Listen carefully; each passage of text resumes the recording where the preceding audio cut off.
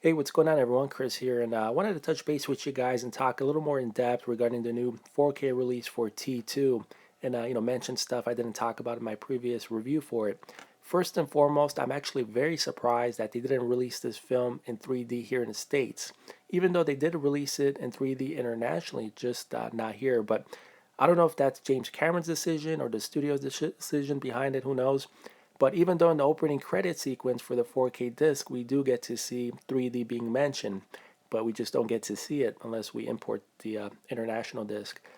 And also, yes, the color timing has been changed. We get that greenish bluish tone now, which just seems like James Cameron loves to do to all of his films. He did that to Titanic, to Aliens, to the original, Terminator film, and not surprised that he did this to T2 as well. And also, I have to mention that there's a few other tinkerings that he did to the film itself, which one I can understand because it bothered me. He removed, the stuntman's face in one of the credit sequences where Terminator meets John Connor on that motorcycle chase sequence in which he picks up John Connor and he puts him on his motorcycle. So yeah, that always had the stuntman's face. So I'll put some insert shots here. Here's the before shot. So obviously you get to see the stuntman, or it looks like Jean-Claude Van Damme there. And here is the after. So yeah, that change I can understand.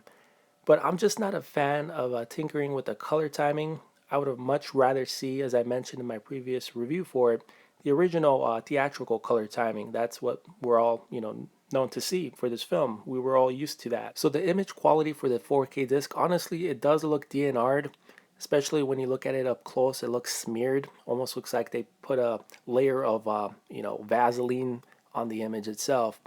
And I just don't understand why, because this was given a 4K restoration and it's a true 4K disc, but you just can't tell. Although the colors look okay, but not great because of the new color timing, which affects just the overall appearance. And honestly, the color timing on the Blu-ray disc, the restored Blu-ray disc, which is included here, looks far better than the quality on the the 4K disc. Even though obviously the close-up shots on the 4K disc looks a lot better than the Blu-ray, but just the overall appearance has better color and just has better brightness on the Blu-ray disc itself. And yeah, you don't get any special features on the 4K disc, and it's only the theatrical cut on the 4K disc. You don't get the extended cuts on the 4K disc, only on the Blu-ray, which also houses all the special features, which also includes the new 55-minute documentary. It's a exclusive documentary with interviews with James Cameron and also Arnold Schwarzenegger and the rest of the cast. And I gave my rating for the 4K presentation a 4.5 out of a 5 because yeah, the close-up shots looks pretty decent, looks quite sharp, but just the overall appearance itself throughout the film, it just has that layer of softness, which I'm not a fan of. I actually wanted to see actual grain since I'm looking at a 4K presentation.